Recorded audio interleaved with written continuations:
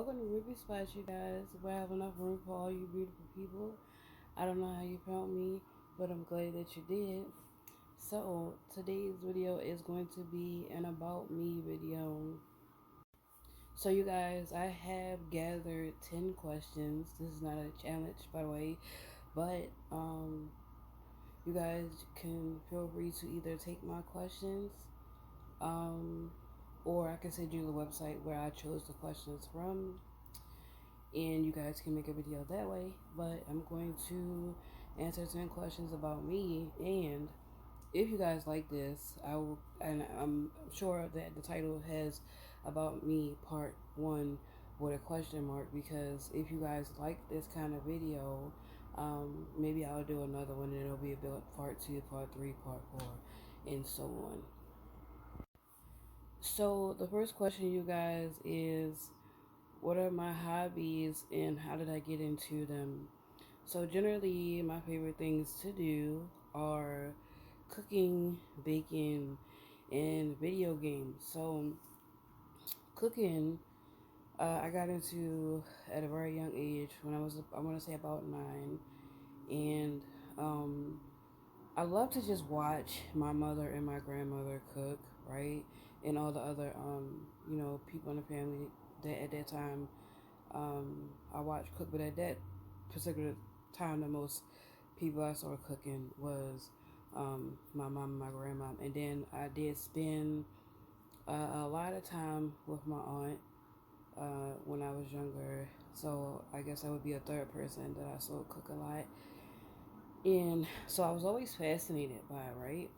So then one day, we were just kind of kids being kids. I believe it was summertime, and my oldest brother he was like he was hungry or something, and I went downstairs, and that's when I learned the part about how you should turn your eye down, so that fire ain't so high. Cause depending on what you cook, sis, you won't get popped. Okay, so I basically got popped.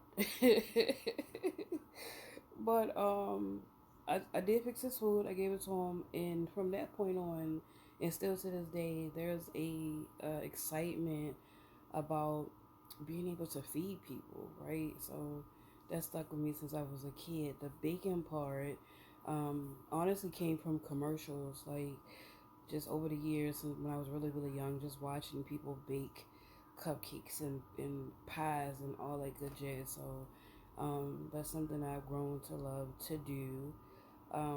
And video games, actually, I kind of dabbled in video games over the years, just periodically, but when I was younger and in a not so great space in life, it became like a source of therapy for me. Like when things would get heavy, I would just kind of go play video games, and it would kind of lighten things for me. So now, obviously, I do a couple of other things, like pray and connect with God and worship and things like that. But I still do have times where I play video games. Second question, how can someone lose my trust?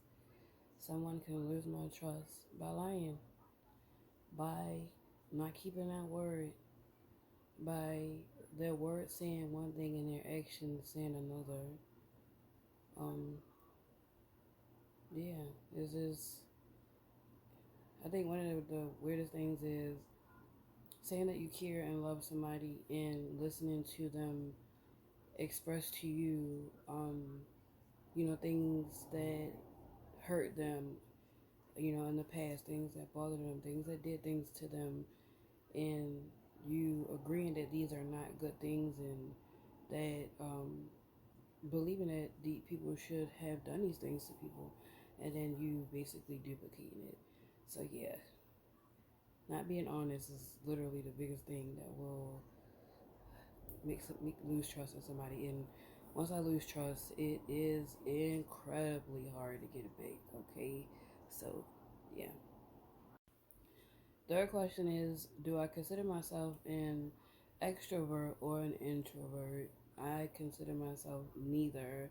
I consider myself an ambivert, and an ambivert is a person who has a balance between being an extrovert and an introvert. So, people extrovert personalities are more out, they're out loud, they, are more into crowds of people, having outings and things of that nature. Introvert is very comfortable being to themselves, by themselves, majority of the time. Um, Not really into social gatherings, are very comfortable doing solo things by themselves all the time. Like, so, um, I like both. So I am an ambivert, and some of you guys out there might be ambiverts as well. So don't get caught up in that box. You might be an extrovert, and that's okay. You might be an introvert, and that's okay. And you might be an ambivert like me, and that's okay as well. Fourth question is, do you have a favorite holiday? Why or why not? So anybody who knows me knows that December, y'all know that holiday in there. It has a hold on me, okay? Like, not hold like I could care less about a present gift, etc. I don't care about none of that. I love that feeling, like that feeling that's like in the air, where it seems like I wish it was all year round. Honestly, I don't even think it's the holiday so much as that it's just that time frame where people are seem to be more friendly and more joyous and more positive, and then there's all the colors and the lights and the decorations and the warm smell of cinnamon and warm apples and things like that in the air, and the beautiful movies and the corny music and all of that. Like, I love it all, and then I want to bake all of the cookies, and I want to make all of the desserts and pies and cakes and bake the turkeys and the chicken, and it does something. Okay, y'all pray for me, but yeah. Fifth question: what is one thing that can instantly make your day better? So, I was trying to hold on to one thing. So, I'm going to tell y'all my first thing, first and foremost. My day is already well, it's already good, it's already feeling great, better, all that good jazz when I first wake up. There is a thankfulness in my spirit that is bigger than anything I can say out of my mouth, because how thankful I am for that day. But in retrospect, we're all human, right? So sometimes, we go through tough times, and I don't know if I can just sum it down to one thing, because there are a couple of things in my life where it makes my day better. If I hear a baby or a child laughing, like, instantly I'm smiling, right? Um, if I see someone blessed, like, just the joy of like that you hear from them, the excitement in their bodies and their mouths, that you feel really off of them, um, that instantly makes my day better, right? Um, just, oh my goodness, getting something maybe that I've needed, right? And was unexpected it, like, that makes my day better. Like, it's a lot of things. I ain't gonna make this part that long. It could be long, because it's a lot of things that could make my day better, right? Just kind of just sitting, just thinking. I just really be like, when you think about how, like, yes, a lot of us aren't where we would like to be, right? Sorry, I looked off a little bit, y'all. The TV grabbed me. But even though we all might not be where we would like to be, there's a joy that just pops randomly, just thinking how I am not where I could be, or even where I deserve to be, if we want to be honest. So yeah. All right, you guys. So question number 6: ideally, how would I spend my birthday? Um. So yeah, my birthday is November the 18th. If you let me, mark it on your calendar. But I'm having an issue right now. I'm really over here like, sis, what we doing for our birthday? I don't know. Like, I'm gonna tell you. So every year, no matter what's going on, the girl is utterly thankful for every single day, hour, minute, second, like that I get. So every year, I'm through the roof thankful. Okay, um, so even if maybe my birthday doesn't go how I think it should, I'm still thankful. Like, and then I'm a simple girl. Like, if I'm honest, if I get a birthday cake and some happy birthdays, my day is made, right? But if you want to think about how, like, if I sit and say, what's my ideal way? I don't know. Well, I'm single, so I can't say with my man, right? You know, like, with my partner, we can go and, have a night on the town. But I do love to be around people I love. Whether we're just enjoying each other's company, whether there's a party, whether there's a dinner, maybe we all go out to a restaurant. I don't know, but y'all, because my birthday isn't so much, y'all give me some ideas in the comments below, so I could try to work that out. So, question number 7 is, what's your favorite season and why? So, my favorite season is fall, and it's my favorite because it's not only what I was born in, but it's the one that fits me temperature wise perfect. Um, I don't care to be extremely cold because I just don't. I just don't want to be really, really, really, really, really, really cold. So, and I love to look at the snow. I don't want to be in it. So that just throws winter out. In spring is really nice, right? And spring is definitely my second runner up, right? But there are certain clothes and outfits and things that I love to wear in spring. Not it. I will be hot, okay, as if it was summertime. But help me, Lord, summertime.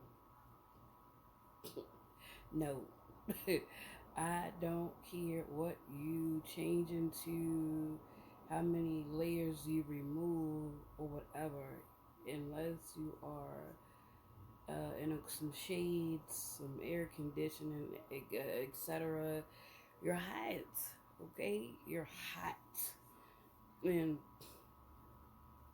something about that heat, like a little bit of vitamin D is beautiful. I love it. Thank you, Lord, for this natural source of vitamin D.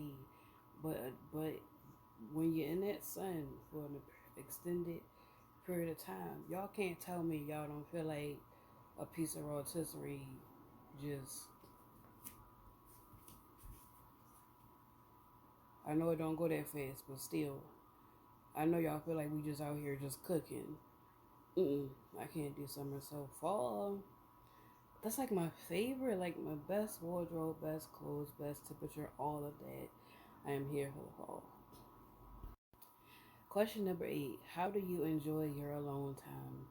So, you guys, fun fact, your girl is Terrace more than half the time. So, I just enjoy it as it is. But intentional alone time is spent in doing a multitude of things, right?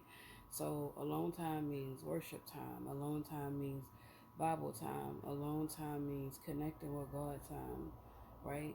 Alone time also means running my favorite TV series on Netflix or something. Alone time also means video games, right? Alone time now, because I've stepped back into it, means writing more poetry. So a lot of the time, those things, right? Listening to music and then enjoying it. And sometimes I'll scroll back to some good old 90s and maybe some 80s, because no shade. Um, to me, that was the best music, right? So, yeah, and you always listen to music and stuff and be like, you connect them to like certain memories of certain things, certain people, certain events. I know I'm not the only one, but that's how I spend my alone time. question number 9. Do you want a family of your own? So the answer is yes. Um, if it's in the Lord's will for me to biologically have children, it will happen. And if it's His will that I adopt, that will be an option as well. And if it's just for me to be married to someone who does or doesn't have children and is okay with not having children or not having more, then definitely. But I would definitely love to be married again. I would love to have my own family one day. And marriage is a covenant. Marriage is a family. You and your spouse is a family. So whether there are kids in there or not, it would still be a family. So yes, I am open to having a family of my own one day again. Number 10 and the final question. What life lessons have you had to learn the hard way? So, okay. Real reality is, this is a tricky question to me because one, I feel like we shouldn't have things handed to us, right? And I feel like the things that we go through, our trials, tribulations, the lessons we learn, are necessary, right?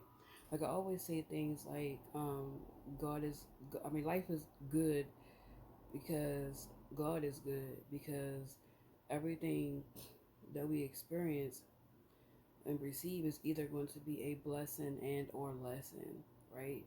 And lessons are very important. And a lot of the time those lessons are to be learned tough, right? Hard. There's no silver platters. Like we're not too. I feel like what would we learn if the lesson was easy, or if things were handed easy? I feel like this was a. I chose this question on purpose because I feel like it was to me, a trick question, because I'm like, what lesson I had to learn the hard way? All of them. But if we tap into maybe being transparent, if you're living life outside of God's will, right? If you're doing things differently than you know you should be doing them, right? We can't be surprised, and this is for me as well. That's why I like to say we can't be surprised of the outcome, right? If we know that the decisions we're making would not be pleasing to God, would not be honoring to God, would not be for what He would want for our lives, or how we should be, according to the Word. We can't be shocked when we have, a really crazy outcome, right? So it's not to say that if we do things, it's going to be easy, but it's just better to do it the way that we know we're supposed to. And then the reality is a lot of times we will have a better outcome because we're doing things, like I said, according to God's will, according to the Word. So, all in all lessons are to be hard to me, because I'm like, if it's easy, what are we really learning? How are we really growing? How are we really improving, right? So, yeah.